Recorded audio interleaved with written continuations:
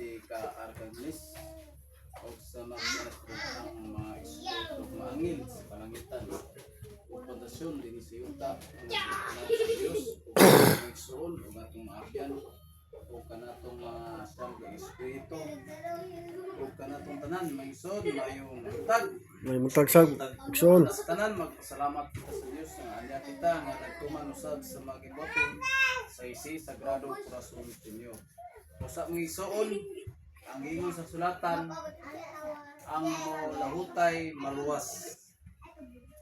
Mga igsoon, kanunay lang kita mulahutay sa tumagi sa mga giboton tuman sa espiritual sa pag-alagad sa Ginoo kay aduna kitay obligado kita mutuman ng igsoon kay mao kana ang gisaad sa Dios.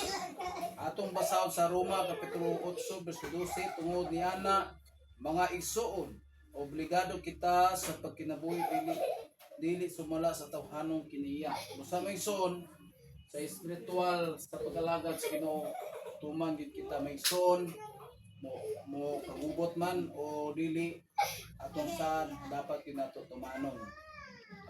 Aduna may kita mga obligasyon sa atong mga pamilya ato sa tumanon tanan nga atong gikinahanglan sa atong kaayuhan sa pangalagad para sa Ginoo. Busa may igsoon pinagi na ini may igsoon nga sa atong gibuhat malipay ang Dios niya na nga bisan ko nga ilhanan ka na may igsoon nga gadool na kay ang mga tao hinay-hinay na mawad-an sila og pag-alaga ngadto sa Ginoo. Mo nang mga ilhanan may igsoon nga ang mga tao ang ginahinay na pud sila nga mawad-an na og paglaom. Diya na makita nga galuya na usab may igsoon. Basta may igsoon kita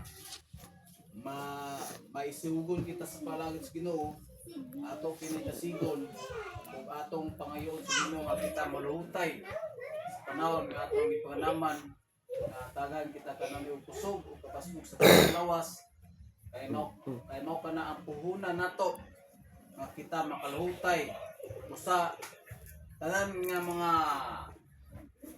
sumbak sa kaputong sa Dios maigsoon dapat ato likayan aron dili kita makapamahamak sa mga dili maayo.